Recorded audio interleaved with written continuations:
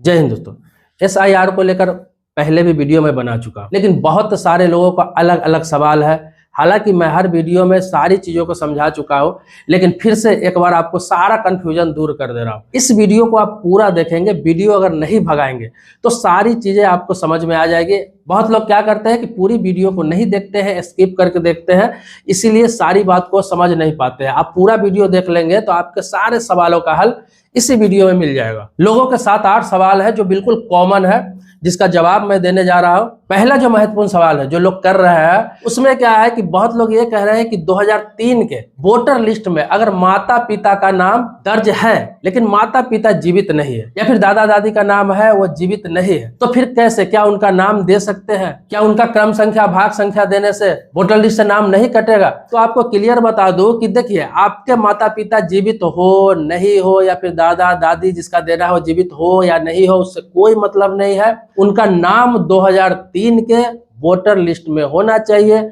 वही क्रम संख्या भाग संख्या, मतलब उसका डिटेल्स आपको डालना है। यह मान्य है, जरूरी नहीं है कि वो जीवित है या नहीं है, इससे कोई मतलब नहीं है। जैसा बहुत सारे लाखों की संख्या में लोग हैं जिनके माता या पिता जीवित नहीं है और उनका नाम 2003 के वोटर लिस्ट में है, तो उनके बच्चे उनको दर्ज करा सकते हैं, उनको वोटर लिस्ट से नाम नहीं कटेगा। और अगर आपका खुद का 2003 के वोटर लिस्ट में नाम है तो आपको कोई भी डॉक्यूमेंट्स देने की जरूरत नहीं है, ना माता पिता का क्रम संख्या भाग संख्या देने की जरूरत है। डायरेक्ट सिर्फ फॉर्म भर के देंगे, हो जाएगा। लेकिन आपका 2003 के बाद के वोटर लिस्ट में नाम दर्ज है, या फिर हाल ही में आपने दर्ज कराया था 2-3 साल 5 साल पहले, तो आपका माता या पिता का वोटर लिस्ट का डिटेल्स वहां पर भरना होगा। अगला सवाल यह है कि 2003 के वोटर लिस्ट में बहुत सारे लोग कहते हैं कि उनके माता या पिता का नाम नहीं है, या फिर दादा या दादी का नाम नहीं है। उससे पहले वाला में, मान ली 1995 में है, 2000 में है, 1998 में है, 97 में है, लेकिन 2003 वाले लिस्ट में नहीं है, तो क्या दिया जा सकता है? तो हाँ, बिल्कुल दिया जा सकता है। 2003 से पहले भी अगर वोटर लिस्ट में नाम रहा हो, आपके माता का, पिता का, दादा का, दादी का,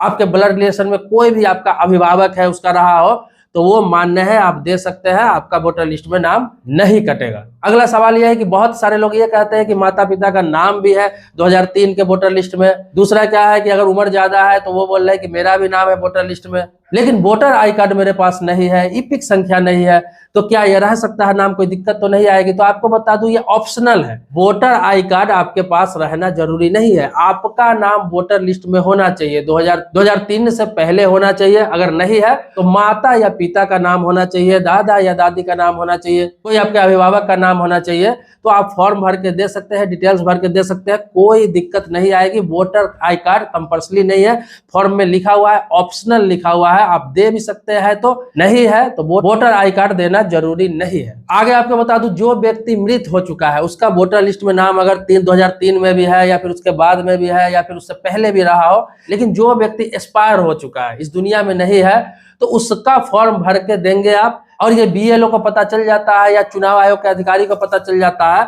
इसमें 1 साल के सजा का प्रावधान रखा गया है। इसीलिए कोई मृत व्यक्ति है उसका फॉर्म कभी भी किसी भी हालात में आप जमा न करें। दूसरा ये है कि जो व्यक्ति का 2 जगह नाम है, 2 जगह रहा हो वोटर लिस्ट में नाम, किसी और स्टेट में है और किसी और स्टेट में, बहुत सारे लोग हैं जो कहीं रह के काम करते हैं, वहां भी दर्ज करा चुके हैं और घर पे भी दर्ज करा चुके हैं अपने गांव में, तो कहीं एक जगह ही आप फॉर्म भरें। अगर दोनों जगह फॉर्म भरते हैं तो निश्चित तौर पे ये पता लग ही जाना है, क्योंकि सॉफ्टवेयर है, सर्वर है, वो सिलेक्ट कर ही लेता है, क्योंकि AI द्वारा इसमें सर्चिंग किया जा रहा है। तो इसीलिए दोनों जगह फॉर्म भरने की कोशिश ना करें, कहीं एक जगह भरे। अगर दोनों जगह भरते हैं तो इसमें भी 1 साल के सजा का प्रावधान है। अभी तक आपका 2 जगह नाम है, इससे कोई दिक्कत नहीं है, लेकिन अभी आपको एक ही जगह फॉर्म भरना है।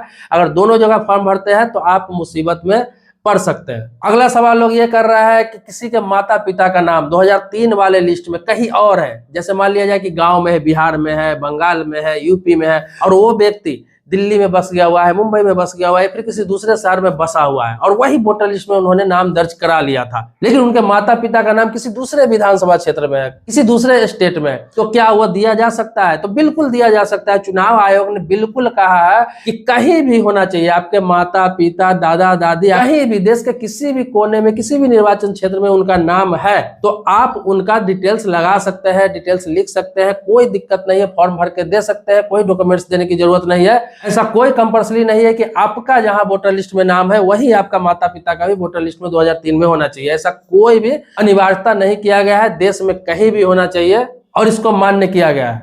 तो ये सब सारे कॉमन सवाल है जिसमें बिल्कुल कोई दिक्कत ही नहीं है। मैं पहले भी वीडियो में बता चुका हूं, तो इस चीज को समझ लीजिए, कोई दिक्कत नहीं। देखिए एसआईआर जो हो रहा है ये सिर्फ वोटर लिस्ट में नाम छटनी के लिए किया जा रहा है और ये साबित करने के लिए किया जा रहा है कि जो व्यक्ति वोटर है उसका कहीं दो जगह नाम तो नहीं है, या फिर वो व्यक्ति गलत तो नहीं है, यही साबित करने के लिए, या फिर वो व्यक्ति मृत तो नहीं हो गया हुआ है, इसलिए एसआईआर हो रहा है। लेकिन इसको लोग अलग तरीके से पेश कर रहे हैं और बहुत लोग डर रहे हैं। मैं बार बार बता रहा हूं कि ये डरने की आवश्यकता नहीं है। ये वोटर लिस्ट का पुनः निरीक्षण हो रहा है, ये कोई नागरिकता नहीं हो रहा है, कोई एनआरसी नहीं है, ये एनपीआर नहीं है, ये आपका वोटर लिस्ट का पुनः निरीक्षण हो रहा है। अगर आपका नाम वोटर लिस्ट में है तो वो बना रहेगा, किसी भी हालात में नहीं कटेगा, बशर्ते कि आपको फॉर्म भर के जमा करना है, जो मैंने आपको बताया। अगर 2003 के वोटर लिस्ट में आपका माता पिता दादा दादी कोई ब्लड रिलेशन वाला का नाम है तो आपको कोई भी डॉक्यूमेंट्स देने की जरूरत नहीं है। उनका डिटेल्स किसी एक का भर देना है और अपना डिटेल्स भर देना है और जमा कर देना है। अपना एक फोटो जरूर खिंचा के रखे, पासपोर्ट साइज, जो फॉर्म पर आपको लगाना है। अब जिनके माता पिता का नाम 2003 के भी वोटर लिस्ट में नहीं है और आपका भी नाम 2003 के वोटर लिस्ट में नहीं है, अभी नया नया आपने 2 साल पहले, 4 साल पहले, 5 साल पहले, 10 साल पहले आपने दर्ज कराया है, वोट भी गिरा रहा है, फिर कैसे होगा? कोई भी प्रूफ ही आपके पास नहीं है तो क्या करेंगे? उनके लिए है 11 से लेकर 13 तक का डॉक्यूमेंट्स जो आपको बताया गया है, उसमें से कोई एक डॉक्यूमेंट्स आपका लगाना है, फिर भी आपका नाम नहीं कटेगा। अगर आपके पूर्वज का नाम नहीं है 2003 के वोटर लिस्ट में और आपका अभी वर्तमान में है, आप साबित नहीं कर पा रहे हैं, तो उसके लिए आपको डॉक्यूमेंट्स लगाना, कोई एक डॉक्यूमेंट्स लगाना है जो मैं आपको बता रहा हूं। अभी बिल्कुल इजी डॉक्यूमेंट्स है, ये डॉक्यूमेंट्स लगभग सभी के पास होते हैं। केंद्र या राज्य सरकार के द्वारा जारी किया गया पेंशन ऑर्डर, किसी प्रकार का पेंशन लेते हैं और केंद्र सरकार या राज्य सरकार किसी के तरफ से आपको मिलता है तो उसका जो ऑर्डर होता है, रिसिप्ट होता है,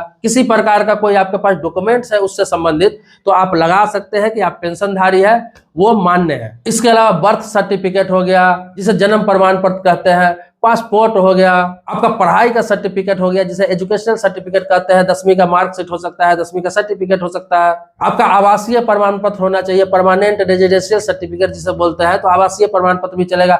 आपका जाति प्रमाण पत्र है, वो भी जाति प्रमाण पत्र आप लगा सकते हैं, फॉरेस्ट राइट सर्टिफिकेट लगा सकते हैं, एनआरसी का कॉपी लगा सकते हैं, राज्य या लोकल बॉडी द्वारा तैयार किया गया फैमिली रजिस्टर जो होता है, बहुत राज्य में फैमिली रजिस्टर, फैमिली कार्ड होता है, उसका कॉपी लगा सकते हैं, जमीन का पेपर लगा सकते हैं, हाउस अलॉटमेंट का पेपर लगा सकते हैं, कोई अलॉट किया गया आपको जमीन, कोई पेपर अलॉट किया गया वो लगा सकते हैं, या फिर सरकारी या स्थानीय निकाय द्वारा जारी किया गया, आपको बता दूं पोस्ट ऑफिस का कोई कॉपी है, आपका बैंक का कोई कॉपी है, एलआईसी का कोई बॉन्ड है, कुछ भी लगा सकते हैं। बहुत सारे डॉक्यूमेंट्स है। सबसे आसान तो आपका बता दूं जाति प्रमाण पत्र हो गया, आवासीय प्रमाण पत्र हो गया, ये नॉर्मली बन जाता है, ये लगा सकते हैं आप। इसके अलावा भी कोई आपके पास ऐसा प्रूफ हो जिससे साबित होता है कि राज्य सरकार द्वारा दिया गया कोई प्रूफ है या फिर केंद्र सरकार द्वारा दिया गया प्रूफ है, मतलब कोई भी सरकारी डॉक्यूमेंट्स आपके पास है जो लीगल पहचान पत्र माना जाता है, वो सारे मान्य है। बीएलओ से आप बात कर सकते हैं, वो भी डॉक्यूमेंट्स मान्य है। अगर वो कहते हैं कि ये चल जाएगा तो वो भी डॉक्यूमेंट्स मान्य हो जाएगा। तो इतने सर्टिफिकेट में से, इतने डॉक्यूमेंट्स में कोई एक डॉक्यूमेंट्स तो आपके पास जरूर होगा, तो आप लगा सकते हैं और आराम से फॉर्म भर के जमा कर सकते हैं, कोई दिक्कत नहीं आएगी। इसके अलावा आपको बताया तो फॉर्म जमा कर देते हैं, आप जमा कर देते हैं तो फाइनल नहीं होता है, आपको टाइम दिया जाता है। फाइनल लिस्ट एक बार में जारी नहीं किया जाता है। जैसे आप फॉर्म जमा करते हैं कोई डॉक्यूमेंट्स लगाकर या फिर ऐसे ही फॉर्म जमा करते हैं तो आपको फिर एक बार और टाइम दिया जाता है, जो लिस्ट जारी किया जाता है, तो फिर टेम्पोररी लिस्ट जारी किया जाता है, फिर आपको टाइम दिया जाता है उसमें 15 से 20 दिन का, और आपको कुछ कमी उसमें रहता है तो आपसे कहा जाता है कि इस कमी को आप पूरा करिए, ये चीज गलत है या फिर ये चीज सही है या फिर ये डॉक्यूमेंट्स नहीं चलेगा, ये डॉक्यूमेंट्स आपको लगाना है, या फिर ये डॉक्यूमेंट्स नहीं है आपके पास तो ये डॉक्यूमेंट्स बनवाना है। वो बीएलओ आपको सारा चीज बता देगा, आपका नाम नहीं कटेगा, आपको एक्टिव रहना है, फॉर्म जरूर भर के देना है आपको। तो ये बिल्कुल आसान प्रोसेस है, आराम से आप भर के जमा कर सकते हैं। जहां जहां एसआईआर स्टार्ट हो चुका है वहां जमा कर सकते हैं। रही डेट की बात, बहुत सारे लोग पूछते हैं कि डेट इसका क्या है, लास्ट डेट क्या है, तो सभी राज्यों में अलग अलग डेट दिया गया है। आप अपने यहाँ पता कर सकते हैं, बीएलओ से पता कर सकते हैं कि आपके यहाँ लास्ट डेट कब है, फाइनल डेट कब है, वो आपको बता देगा। या फिर जो टेम्पोररी लिस्ट जारी होगा वो कब तक होगा, वो सारा आपका बीएलओ बता देता है। बीएलओ आप पता कर ले कि आपका बीएलओ कौन है। हर पंचायत में, हर वार्ड में बीएलओ बनाया गया है। वो बीएलओ आपके घर तक जाता है, आपको फॉर्म देता है। अगर नहीं दे पा रहा है, नहीं पहुंच पा रहा है, अभी तक आपका एसआईआर चालू हो चुका है, तो आपको क्या करना है, अपने जनप्रतिनिधि से संपर्क करना है। आपका मुखिया हो गया, प्रधान हो गया, वार्ड मेंबर हो गया, पंचायत समिति सदस्य हो गया, जिला परिषद सदस्य हो गया, कोई भी है, उनसे संपर्क करके पूछना है, पता कर लेना है कि बीएलओ हमारे पास नहीं आ रहा है, हमारा BLO कौन है, तो पता चल जाएगा आपको। अब आगे आपको बता दूं कि जो व्यक्ति का नाम वोटर लिस्ट में है ही नहीं, वो जुड़वाना चाहता है, तो उसके लिए हर राज्य में यही कि फॉर्म 6 भर के आपको देना है। फॉर्म 6 भर के देंगे तो आप नए हैं, आपका वोटर लिस्ट में बिल्कुल नाम ही नहीं है, तो नया नाम जुड़वा सकते हैं। फॉर्म 7 देंगे तो नाम अगर किसी का हटवाना है तो नाम हटवा सकते हैं फॉर्म 7 भर के। फॉर्म 8 भरेंगे तो फॉर्म 8 में क्या है कि करेक्शन आप करवा सकते हैं, किसी प्रकार की नाम में गलती है, किसी प्रकार का डेट ऑफ बर्थ में गलती है, किसी प्रकार का एड्रेस में गलती है, किसी प्रकार का निर्वाचन क्षेत्र में, भाग संख्या में कुछ भी गलत है आपका वोटर आई कार्ड में या फिर वोटर लिस्ट में, तो उसका सुधार करवा सकते हैं। तो SIR का फॉर्म अलग है, नाम जुड़वाने के लिए फॉर्म अलग है, नाम हटाने के लिए फॉर्म अलग है, सुधार कराने के लिए फॉर्म अलग है, सारा आपको BLO के पास मिल जाएगा। कोई भी BLO होता है वो आपके क्षेत्र का ही होता है, चाहे आपका स्कूल का टीचर हो, चाहे आपका पंचायत का कोई कर्मचारी हो, चाहे आपके क्षेत्र का, आपके एरिया का ही कोई सरकारी कर्मचारी हो, उन्हीं को BLO बनाया जाता है। खास तौर पर टीचर को बनाया जाता है, आपके क्षेत्र का जो टीचर होता है उन्हीं को जिम्मेवारी दी गई है। तो BLO आसानी से पता चल जाता है। आप अपने स्कूल में टीचर से भी पता कर सकते हैं, आसपास में जो स्कूल होगा, प्राथमिक विद्यालय, मध्य विद्यालय, हाई स्कूल, उनसे पता कर सकते हैं। ये बिल्कुल आसान प्रोसेस है। ऐसे BLO लगभग जहाँ स्टार्ट हो गया हुआ है, सभी के घर पे जा ही रहा है, लेकिन आपके घर पे नहीं गए हैं तो आप पता कर सकते हैं। आगे आपको बता दूं कि जो लोग बाहर रहते हैं, बाहर में रह के काम करते हैं और गांव में उनका वोटर लिस्ट में नाम है, उनको घर जाने की जरूरत नहीं है। वो जहाँ काम कर रहे हैं, चाहे दिल्ली में है, मुंबई में है, चाहे विदेश में रह रहे हैं, सऊदी में रह रहा है, दुबई में रह रहा है, अमेरिका में रह रहा है, कहीं रह रहे हैं, उससे कोई मतलब नहीं है। अगर वोटर लिस्ट में नाम उनके घर पर है, एक जगह है उनके गांव में, तो उनके घर के कोई भी व्यक्ति, कोई भी सदस्य फॉर्म भर के दे सकता है। उस व्यक्ति के सिग्नेचर के जगह पे घर के कोई भी व्यक्ति सिग्नेचर कर सकता है। उसका भाई हो, बहन हो, माँ हो, बाप हो, बेटा हो, बेटी हो, घर के कोई भी सदस्य सिग्नेचर करके दे सकता है। बस सिग्नेचर के बगल में है कि रिलेशन लिखना पड़ता है कि रिलेशन क्या है, आप उसके भाई लगते हैं, बहन लगते हैं, माता लगता है, पिता लगते हैं, बेटा लगते हैं, बेटी लगते हैं, वो रिलेशन आपको लिख देना है और डेट डाल देना है। सिग्नेचर घर के कोई भी व्यक्ति करके और उस फॉर्म को BLO के पास दे सकते हैं।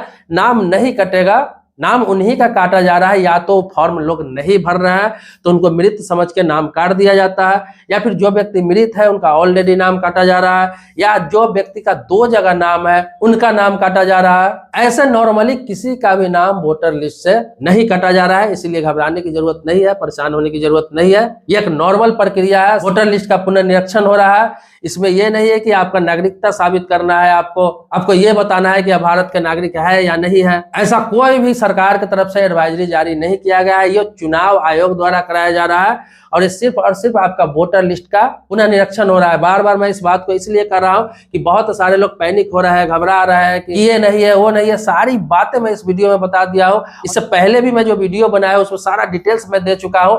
उस वीडियो का लिंक भी इस वीडियो के डिस्क्रिप्शन में डाल दूंगा, उस वीडियो को भी आप देख सकते हैं। उसमें सारी चीज की जानकारी हो जाएगी। वैसे लगभग इसमें भी मैंने रिपीट सारी चीजों को कर दिया है। इसके अलावा भी कुछ सवाल आपके मन में बच जाता है तो आप कमेंट बॉक्स में लिख सकते हैं, मैं उसके बारे में आपको जानकारी देने का प्रयास करूंगा। क्योंकि ये SIR स्टेट बाय स्टेट लगातार ये होते रहेगा, पूरे देश में होना है। कुछ स्टेट में हो रहा है, 12-13 राज्यों में ये स्टार्ट हो चुका है, शुरू हो चुका है। बिहार में पहले ही फाइनल हो चुका है। तो बिहार के जो लोग हैं उनको अब दोबारा करने की जरूरत नहीं है। कई लोग बिहार के जो बाहर से कमेंट में लिख रहा है क्या बिहार में भी दोबारा होगा, तो बिहार में अब दोबारा नहीं होगा। बिहार का फाइनल हो चुका है चुनाव से पहले, जो विधानसभा चुनाव हुआ है इससे पहले ही वहां के SIR फाइनल हो चुका है, वहां के लिस्ट फाइनल हो चुका है। जिस स्टेट में चुनाव होने हैं अब उस स्टेट में कराया जा रहा है। उसके बाद जब वो हो जाएगा तो फिर अगले स्टेट में कराया जाएगा। ये स्टेट बाय स्टेट ये होता रहेगा जब तक कि पूरे देश में फाइनल ना हो जाए। तो ये आपको पता करना है कि आपके स्टेट में अब ये स्टार्ट हुआ है या नहीं, चालू हुआ है नहीं, आप पता करते रहें। और ये चोरी छुपे हो नहीं रहा है। अगर होगा तो आपको बिल्कुल पता चल जाएगा, आपके घर के किसी सदस्य को पता चल जाएगा, आपके गाँव के लोगों को पता चल जाएगा, कैसे भी आपको पता चल ही जाएगा।